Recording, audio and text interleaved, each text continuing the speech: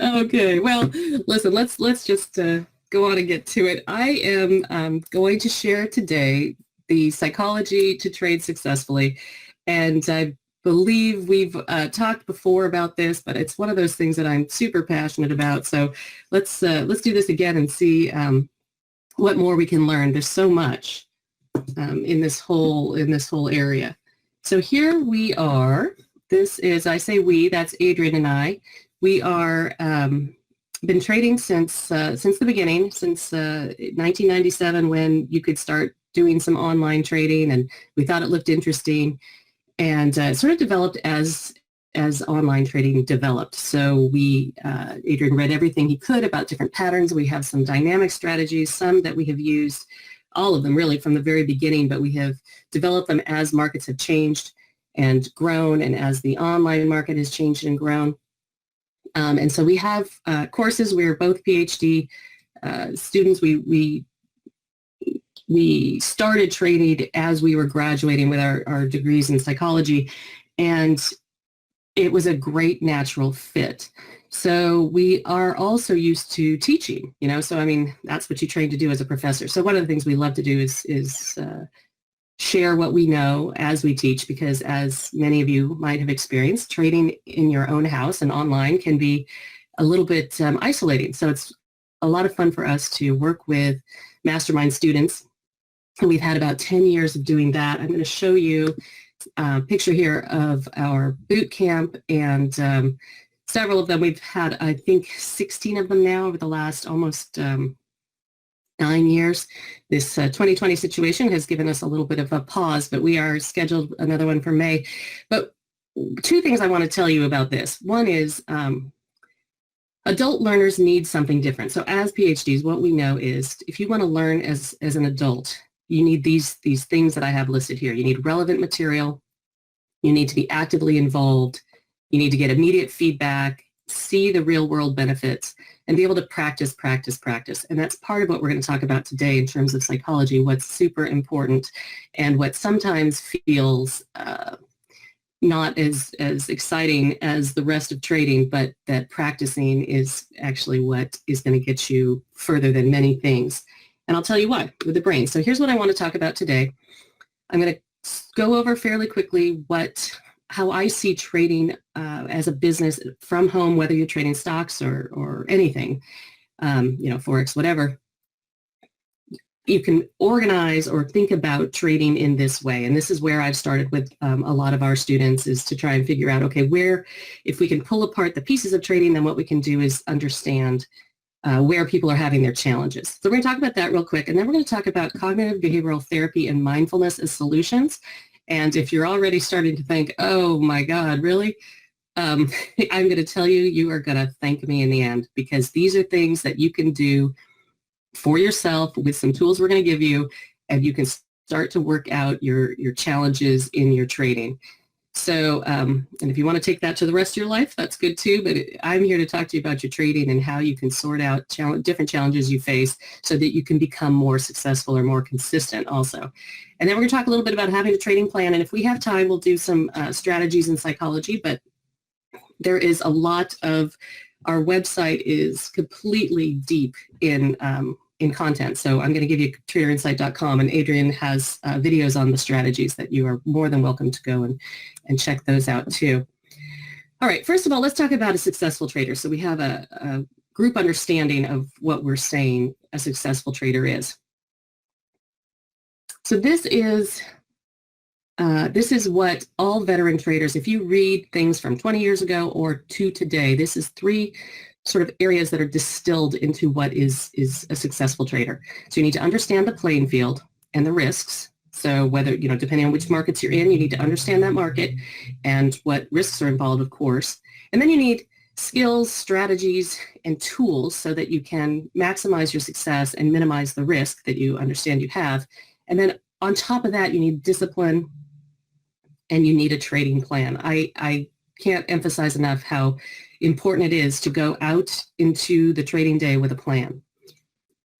Along those lines, we have a 14-day challenge.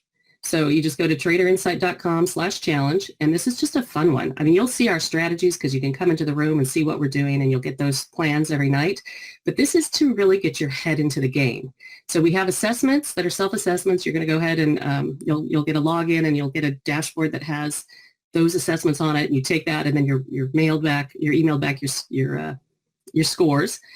And that's a lot of fun. And then you'll see our strategies, and you'll have access to come see us trade live. And that's super important. So we just get together every morning for about an hour when the market opens. We have a strategy, and you'll see what those plans are. And a lot of it are our alumni. And we are trading together live, and you can just enjoy it. It's not it's a Zoom, but it's just an audio Zoom. So you can also talk to us after about the first half hour and actually ask your questions live, but it's not on video because it's 6:30 in the morning here, people. I'm just trying to be on video just now, 6:30 in the morning. It's even worse, can't do that. So anyway, so that's fun. So do that, come and do the challenge. It's, just free, whatever. Okay, so I told you we're going to have tips for success, and this is just an acronym for technology, information, strategy, and psychology. And if you think about this Venn diagram, those 4 categories, if you think about 4 boxes, those all fit inside of psychology, because really the only thing you're bringing to the desk every day is you, right? The information might change, your strategies change as you grow, or you find one with a better psychological fit. Your technology needs to change, and we'll talk about that in a second. But you are the piece that influences all of that. And if you can pull it apart, then we can start seeing where maybe challenges stand. Like some people have a hard time placing a stop. And my question is, do you actually have a hard time placing the stop physically? Do you have fumbly fingers? Are you not good with technology? Well, we need to address that in a certain way, as opposed to, do you not have a strategy and are you not following your strategy? So this is kind of a big slide, but we're just going to start with these first 2 on the left. We'll quickly go over technology and information, and I've got just a couple of things that you need to know, and then we'll come back and go to the meat of the matter, which is the psychology and strategy. Most important thing in tech usually is your computer. It's really computer, internet, and your software, right? So I'm not recommending any one of these things. This was a search for best gaming computers of 2020. The optimal word here, and what I should have highlighted, was that word gaming. You need, you're dealing with a lot of graphics, right? The charts, think about charts, do look like video games. So when you're getting a piece of equipment, make sure that it has a great big GPU. And if you haven't got a new piece of equipment and you're thinking of trading actively, then I think you really need to upgrade and let the computer you have, go to someone else, maybe in your family or somewhere that needs a computer in this day of Zooming from home. But consider that when you can't win a race. If you're in a race, Adrian always says, if you're in a car race, you're not going to want to be in the family sedan, right? So what you're going to need is to understand what you're doing in trading, and if it involves any kind of speed and any kind of graphics on a timely basis, go ahead and upgrade yourself to a gaming computer. Software, really quick. A lot of people use brokers, and I trade stocks, so that's what is represented here. But sometimes your software is your broker, and sometimes there's software plus a broker. We do the ones on the right, which is software, and then we have a broker. We use ES and then Lightspeed because that's how we started. And then your software can be ported to different brokers. Other people, of course, are integrated with their software and just sort of understand the difference of those 2 things. Information, I'm just going to go over 3 things. We are really looking at needing to have market-specific news. So if you say, I watch the news, and if you're like most people, you watch it way too much, the cable news, I'm not talking about that. That's entertainment. What I'm talking about is news you need to trade in the markets. So on the left, I have the fly. We like at the fly on the wall. It has very specific news for each of the different things you want to do. Maybe you're in a different market and you need specific news about that. That's fine. On the right, I just use this for pre-market, either CNBC, sometimes Bloomberg, whatever's going to give me a quick snapshot of what's happening pre-market. We set up before for some of the strategies we do, so I need to know what's going on there. I also like to tell people, and this is sort of my disclaimer, I heard Sherry do that in the beginning, but I think it's really important to understand if you're trading as a retail trader intraday, this isn't developed for you. The stock market in general is not developed for you. So just to understand why it was developed, raising money for other companies to expand their business, and then, yes, how it morphed into what's going on right now. But it really still isn't for the retail trader. It's not for me either, right? So that definitely what you're wanting to do is work with that system. We follow the whales also. We're not trying to beat this. We're absolutely going along with the markets and working with that to find our edge within that. And finally, in info, I run across this a lot, that a lot of young people, but sometimes folks who've had some experience too, forget that this is not a bank account. This is not a savings account, and it's not fair. It's a place where you can make or lose money, and I think most people understand that, but it bears saying, because I can't tell you how many, especially young people, will come and say, but I lost money, and why? Because it wasn't properly explained to you. It's been marketed to you in a different way. Okay, so let's go on to psychology, and let's try and figure out, why is trading so psychologically challenging? There's 4 sort of main ideas that when I talk to all these people, all our alumni from over the years, and even when we're at conferences, or when we were at conferences and we got to speak with people, and you get to try and tease out, what is it about this business that makes it like other things more challenging than other things? Well, for one thing, it's constantly about capitalizing on opportunity. And in other businesses, of course, you need opportunity, but it's not every single transaction. Every transaction in trading involves reaching out for that opportunity, and then it can whack you psychologically if you get disappointed or regretful. We talked about that last time, and it's better to be regretful than disappointed, because you can change your inputs. But either way, it doesn't feel great. Now, of course, you can feel good about your opportunity too, but every single time there's a choice, and that's not like most other things in human experience. Also, it's about working smart and working hard, but also smart. Showing up is not, sometimes there's the statement, well, showing up is 90% of it. Well, that's not for trading. That's totally different in trading. You actually have to be smart once you get there. And sometimes being smart means you're not going to trade that day, but it just means your brain's got to be on. And if it's not, then the smart thing to do is to not trade at that particular time. And it's also not like anything else you've done before. A lot of people are really good at what they do, and they've spent a lot of time doing whatever it is they do, whether it's a physician or operating a crane, or whatever you're doing, whether it's whatever type of job it is, you usually have a lot of time doing it. And yet everyone will come to trading and think, oh, I can just do this today. A lot of times I think it's because they think, this is for me. I don't have to work smart. I don't really understand what it is, and I'm going to be able to do this today.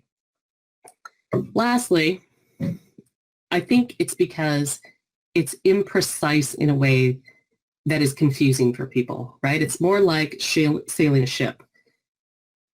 And when you're sailing in a ship, you know where you're going, and if you have spent the time, you know what your instruments are doing, and you know what the theory is for the sails and the wind, and how you move all that around, and you understand that the ocean is constantly shifting under you, and you're going to need to know something about that.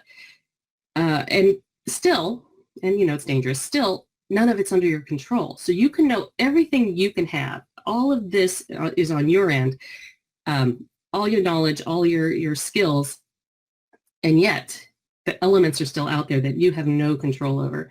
And I think that's very confusing for people also, because again, they want it to be fair. They want it to be something that it isn't. And for our folks who are software programmers, they want it to be mathematical, and it isn't.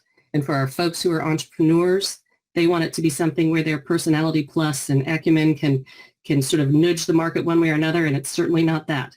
So those are sort of the 4 basically giant challenging things about this as people approach it. So psychology, how are we going to address it? How are we going to get better at what we do? First, just let me say with psychology is like this 2,000-year-old story of some blindfolded people trying to describe an elephant if they've never seen an elephant. And they describe them in vastly different ways, depending on what part of the element you're touching. The tusk might feel like a spear. And I loved this quote from something that was laid over this little poem that was laid over it years after the parable. At the end, it says, though each was partly in the right and all of them were wrong, because they didn't have the whole picture. Well, psychology is a little bit like that. These are 7 major areas in psychology here, disciplines in psychology. Each one of these explains some of human behavior perfectly, really perfectly. Not one of them explains it entirely. So we're going to take a few of these pieces out and work with them together. So if you look at humanistic is your positive psychology, your hierarchy of needs, your humans can develop. It's a more positive way of looking at human development. Once your needs are met, you can self-actualize. You can grow personally and professionally. And psychodynamic is your classic Freudian, therapy about the id and the superego and forces within you. And of course, also talking about your childhood. Behavioral psychology is much more operant conditioning. Ring the bell. The dog salivates because you paired that with feeding the dog. Cognitive is all about the processes, the millions of processes that go through our brains constantly. And we're going to talk about those. Biological is obviously by just what's happening with your synapses and your blood and your heart rate and all that. Cultural, the things that you learn through culture. And then, of course, evolutionary is how we developed. So I have a little brain off to the left on this slide because the really exciting work that's gone on recently is in neuroplasticity. So what they have learned is that the brain, this is over the past 10 years or so, and it's exciting in a bunch of different fields, and I'm going to bring it here why it's exciting for us in trading, is as the brain is continually reorganizing itself. They used to think you could develop till about 30, and then your brain stopped growing or reorganizing, and that's not true. So they've done scan after scan and brain slices and all kinds of things that show your brain is constantly reorganizing itself. And that's what the little brains on the right are doing, they're working out. So if you do some work to get there, all right, so how does this work? So your synapse activates, and you could either go to the right, and if you activate that with a thought or with a behavior, and it's strong and frequent, then it actually changes the structure in your brain and can strengthen the connections. If it's a weak activation, you rarely do it, you rarely practice, you don't think about it, then you're not going to change your synapse, and sometimes those can even fall off. Here it's talking implications that for education and that seminar style training is not enough. Well, that's what I was telling you about. That's why we have a year-long program, because you're not going to sit down in a seminar and learn everything. And in fact, our boot camps, when our guys do the year-long program, it ends in a boot camp or wherever you are in the program. When the boot camp happens, you attend, but it's actually every boot camp in the future. So we usually have a quarter or so, or maybe sometimes up to half of the people at the seminar are alumni, and that's just included in your first training, the first year of training. That's included, that you can go to all the rest ever, because they always, when folks come back, they say, okay, I had this one tool, because we have several tools in our tool belt. Now I'm going to go pick up this other tool. And that's really, again, adult learners learn that way, and you learn by repetition. Also, I want to say that in here it says using technology. We really encourage people to use simulators when you're not trading. So maybe even if you trade every day, if you are doing something that is highly technical or needs some skill in terms of timing, we have an Apple trade. We have big NASDAQ supercap trades that Adrian has. It's a scalper trade, and you'll see that if you come to our 14-day challenge.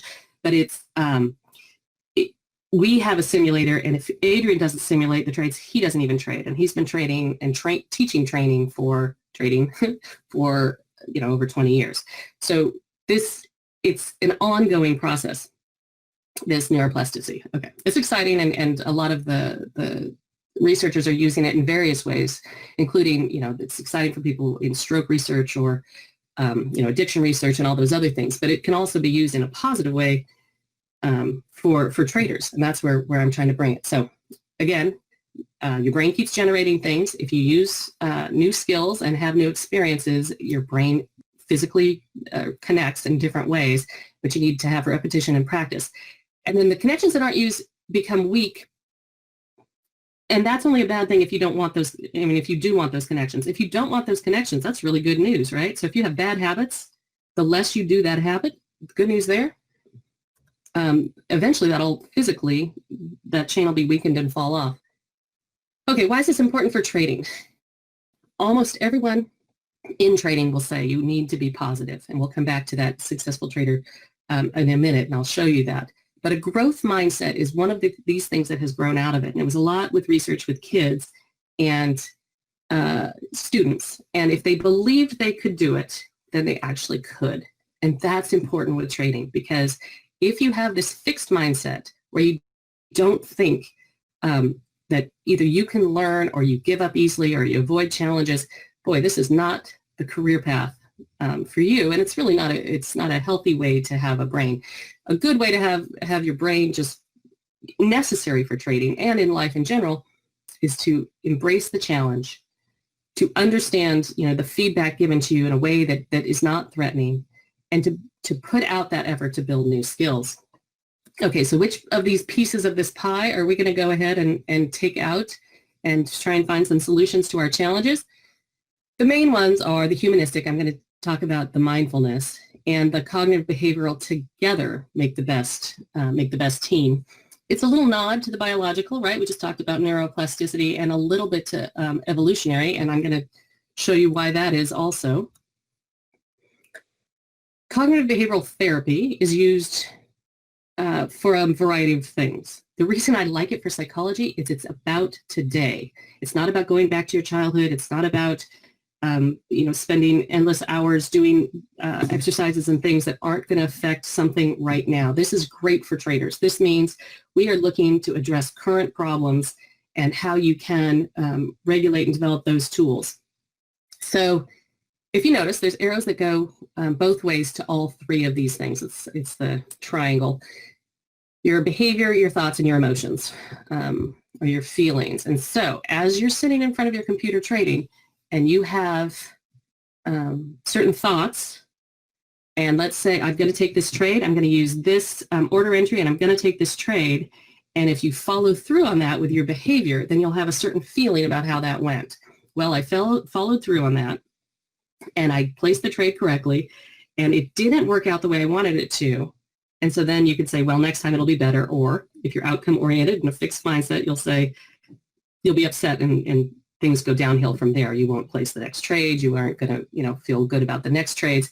This is a super important triangle where your thoughts, behavior, and feelings all have to work together and work in the background. So let's look at a couple of the cognitions. We have cognitions that go through our head. We have thoughts that constantly go through our head. And the important thing about that is that they aren't facts.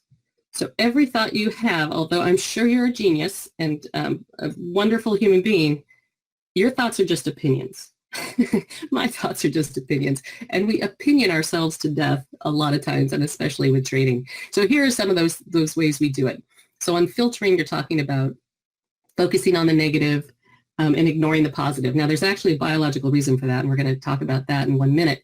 But catastrophizing. Everything is the worst case scenario. Oh, I lost 10 cents on that trade. I can't believe it. I'm not going to be able to trade all day.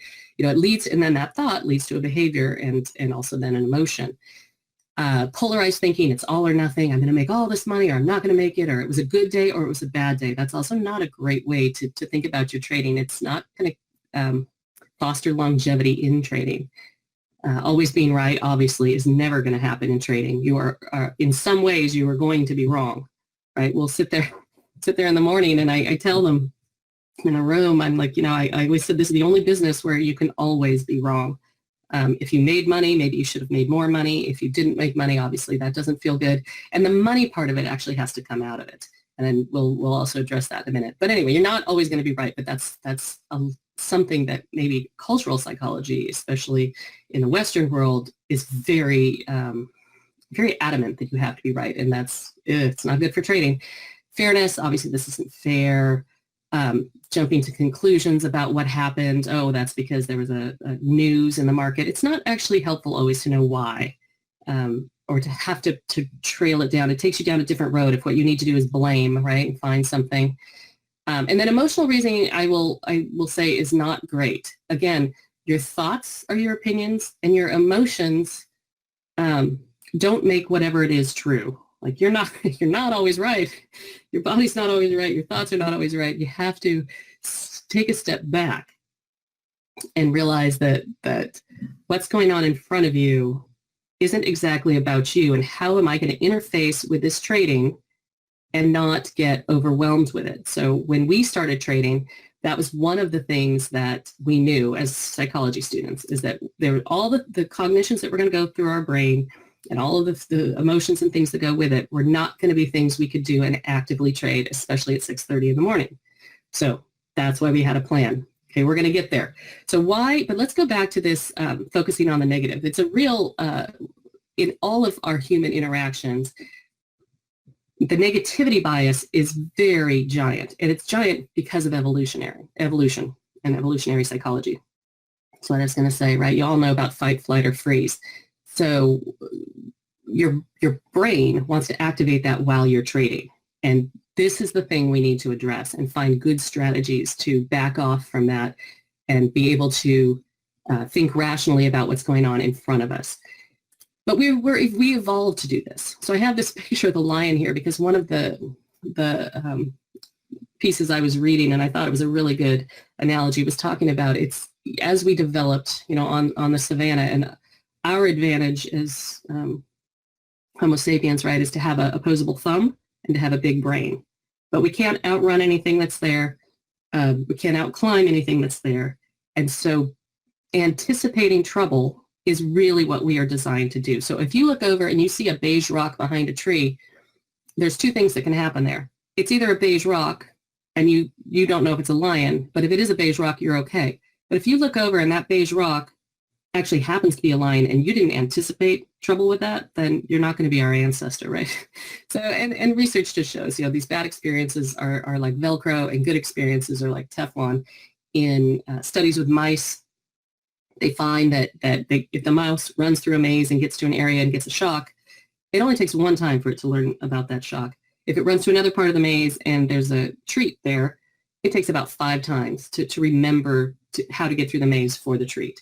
So this is hardwired into us. And so our challenge as traders is, how do I separate myself from this fight or flight or freeze? Mindfulness is one way. So we've got cognitive behavior on the one hand, and I'm going to show you solutions that cognitive behavior have. They have a toolkit. And then we have mindfulness on the other hand, and that has a lot to do with various things. But in essence, getting your mind and body in the same place fully and being present. And I think a lot of times people don't think that trading has to do with being in the now, in the present. They think that might, they think of it as a hard buy, sell, in the pits, waving sheets and wanting to get your orders filled, and aggressive maybe. But in truth, as you sit in front of your computer, no matter what you're doing, whether it's fast trading like we have on our scalper plan, or setting up and executing more of an intraday swing is another style we have. We have a couple different styles of trading in what we do. But what you need in all of those is to be focused, to monitor yourself. So it's a focus, and it's a way of looking at the trade and letting other ideas just flow by. And then, of course, an acceptance. And this is something that I'm going to talk about a little bit here, is self-compassion, meaning self-acceptance, is actually super important for traders, because it leads to all these other things that allow you to be flexible and keep being a trader. All right, so it's meditation. The point of it is somatic quieting, so getting your body quiet. Again, the concentration, the acceptance, and then connection to, in meditation, sort of connection to the larger picture, and if it's just a general meditation. But what I want to talk about in terms of trading is its connection to the market in front of you. So part of what you need to be connected to is what's happening in what I'm looking at. And of course, the faster it's moving, or the faster the trade, like in our NASDAQ trades, you have to be a lot very connected. If you have more like a swing trade, a day over day trade, then you still need to be connected and sort of feel what's going on. Our options traders that are good at what they do, they're a bit more connected to those bigger rhythms that move along. So the self-compassion, like I talked about, there's a whole lot of research, and if I put it all down here, you would just say, oh my God, this is just getting boring, because it is overwhelmingly positive about having this self-compassion. I highlighted the ones here that are really very important to training. Optimism and a positive affect are linked again and again and again to successful traders. Personal initiative, that's this whole business, right, is you have to be self-motivated in this entire endeavor. And you have to be curious. You have to look and see what's going on. You have to wonder if something is a better way to do something, and then actually test it out. And then conscientiousness, one of the scales you're going to get when you do our Trader Insight /challenge is a scale that one of the measures is conscientiousness. And if you're very high in conscientiousness, spoiler alert, then you are in a good spot to be a trader, because you are willing to self-monitor, to look at the trades, to be careful and look at what you're doing. So the psychology to trade effectively is, I'm saying it's this trilogy between mindfulness and cognitive and behavioral approaches. One, because they're things you can do right now. And we're going to send you also some tools about assessing your self-compassion, and also some tools for mindfulness, so that you can really start to understand why this is important in just focusing, and you can work on it yourself, right? You don't actually need to go out and get therapy. Not that I'm against it. Believe me, as a psychologist, I think that's always a valuable thing. But what's cool about this is that you can do this coaching almost with yourself or with peers. You can talk about it. So we're fighting evolution because we're predisposed, like I said, to the fight, flight, or freeze. And the fight part is linked to self-criticism, and that is a fixed mindset. And that's not going to get you anywhere trading. What we need is this growth mindset, and we need to be present when we trade. So what are these common challenges we have? And then I'm going to tell you some cognitive behavioral toolbox things that can help to work on those things. So do you recognize yourself anywhere here? I do. Fail to pull the trigger on a good setup, let losing trades run, add to a losing position using hope, morning profits, afternoon losses, taking unplanned trades, waiting for that home run, the big trade to hit, or reducing your position size after a loss, cutting a winning trade short. I'm trying to think if over my 20 years there's one of these things I haven't done. I don't think so. I think I've done all these things, except adding to the losing position we don't really do. But I know that's a strategy for some people, so that happens. And the morning profits, afternoon losses, that's something that some of our traders tell us that they did, and that's a nice solution. That's a one-stop shop solution where we say, well, get up and leave. You made money in the morning, now you got to go. Although for those people, that can be a very challenging thing. Okay, so here are some of the tools in the toolbox. I highlighted about 3 that I think are good and useful for about 5, about half of them, for traders in particular. So journaling is a must. You need to be able to write down in a journal what trade you took. So a lot of people do spreadsheets, and that's okay. I would love it if on your spreadsheet, what you could do is also write down what your thoughts and then what your emotion was with that, because that's going to go a long way to you seeing, oh, when I do this behavior, this is the thought and emotion that comes with it. Breathing is always helpful. No matter what, whether you like the idea of meditation or just good old-fashioned rest. And then progressive muscle relaxation. You can listen to some guided relaxation. Also, what's the worst that can happen? One of our traders was saying he was doing some cognitive behavioral therapy and with a coach, and the coach was saying, well, I think you need to say, what's the worst that can happen? Like if it goes to your stop and you've positioned correctly, you already knew what your risk to reward was, that's going to be the worst that can happen. It's not that you're going to lose your house, because it's going to be like $300 or, whatever, even $3,000, whatever it's going to be for that trade, that's the worst that can happen. And taking it through to the end is sometimes a useful exercise. Again, log, trades, emotions. If we had the webcam, if I could have figured out how to flip that around, I'd be showing you my trade sheets every day. We have a gouge sheet we print out, and it has all our intraday swings, and it has our really fast XRV, these expansion of range and volume trades that are pretty explosive, and then I write down all our gap trades that come in, and I journal right on the paper in front of me. And I think someone has a microphone on. Okay, so having journaling is really great. And then also, if you can plan the trade the plan, that's been our motto since day one. And having a plan, there is no substitute. So you need a trigger and 2 exits, and then to know your risk to reward. And you can see on our trading plans, this is how we do it, because it's 6:30 in the morning, like I said. Adrian's a trapper. When he developed these strategies, we don't go out and hunt momentum and hunt things during the day. What he does is look and see what the setups are for 3 different strategies, well, actually 5 different strategies, and then we look at those and we say, okay, this is what we're going to look. We're only going to get in if it triggers. We have precise entry trigger criteria, if it's below the stock, if it's a long or above, if it's a short, that sort of thing. If you have a plan, a lot of these problems go away. If you have a plan, you have the opportunity for these problems to go away. You have a strategy for those to go away. You need to follow the plan and be disciplined about that, and then trust the plan and follow through on the plan to have many of these problems go away. But in the end, the worst that can happen is what you already knew what could happen, right? So if you follow that through, you're like, okay, if all of these things triggered me and I went to a stop, this is the worst that can happen, and only this, right? Because I have a stop loss, because I'm managing risk. We have on the site 16 years of results. That has not ever happened, right? The results are always, they're great, and you'll have opportunity to look at those too when you come to the back office. So here's your successful psychology for the things we talked about today. And I think we only have a few minutes left, so I'm just going to go through that real quick. The flexible thinking and growth mindset is really important, because it sets you up to be able to learn new things. And you need to know you need to learn new things. And I told you why you can, because your brain is set up for it. You need to follow your plan, because that's the only way that you'll know if you're being successful or if the plan is successful. And the only way to get over some of these bad habits and to strike these new paths in your brain to follow good habits.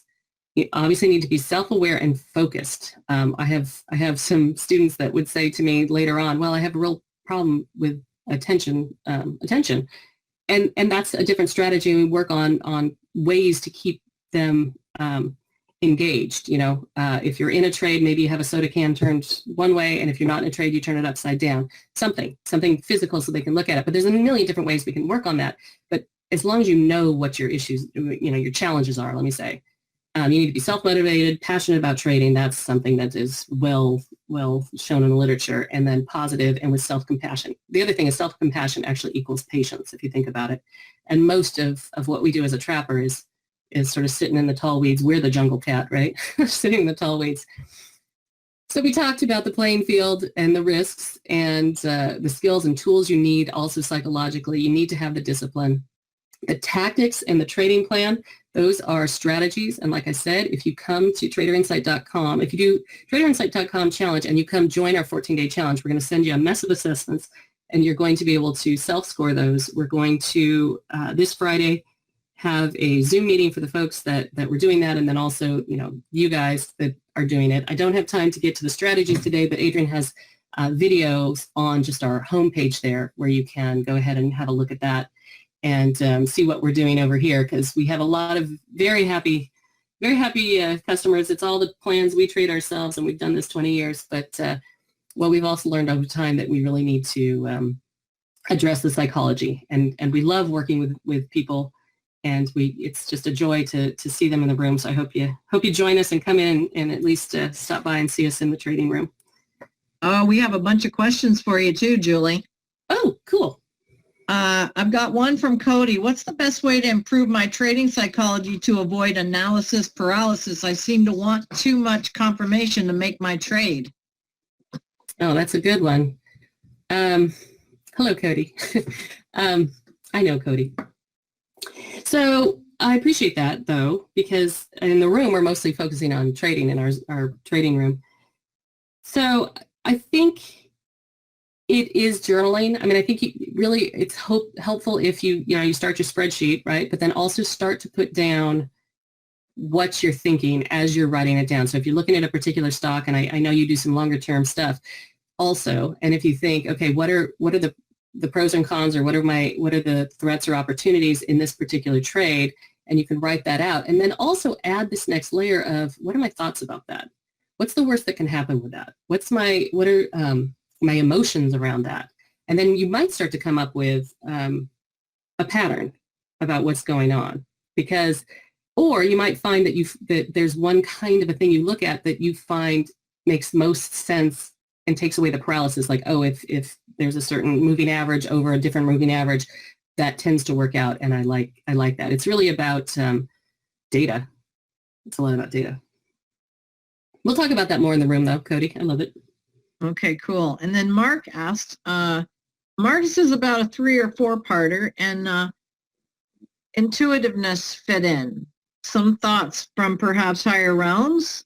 How about all 3, using these to your advantage? Now, he may have been speaking as you were talking, and I apologize. I did tag you with them, but I don't like to send over questions in the middle of your presentation. So no, I appreciate that. And so I think if I understand correctly, I think, yes, you use all 3. And what is important about being present and about meditation is sort of, and quieting the cognitions, is you're not actually trying to not have a thought. If you try and suppress a thought, let's say about a yellow bus, all you're going to think about is a yellow bus. But what we're trying to do with this meditation, and sort of think of it as a river, is just let the bus drive by. It's okay, the bus is there. Just let it drive by. So the thoughts that might interrupt you, we're going to let those flow past. Like when a yoga teacher once said, if you're on a train in Europe and there's little towns that just sort of pass by, you just sort of let your thoughts pass by. But you're talking about intuitiveness, which there is some intuition in trading, and it is that higher cognition, but it's also about being connected. So it's that connectedness as you see. Let's say I'm trading BABA, and as I see, and I have bands that that are set up from the night before that you guys can come in and see. And as I'm watching that happen, it's almost, I'm watching the order flow, right? I'm watching the tape, and I'm trying to be connected to what's happening there. And as you see it almost like a swing, if it's sort of reaching, because BABA sort of is more like a channel trade sometimes. If it swings up and it starts to lose that momentum, then the intuition kicks in, and you're like, okay, I'm just going to close out this trade here. I hope that answers that, but you can always email and ask me, or come in the room and ask me. Come on. Yes, that's great. I really appreciate your time in here today, Julie. I hope everybody, I put it in the chat for the entire audience, tradersinsight.com/challenge. So they can come in there and get their heads wrapped around stuff. Good one.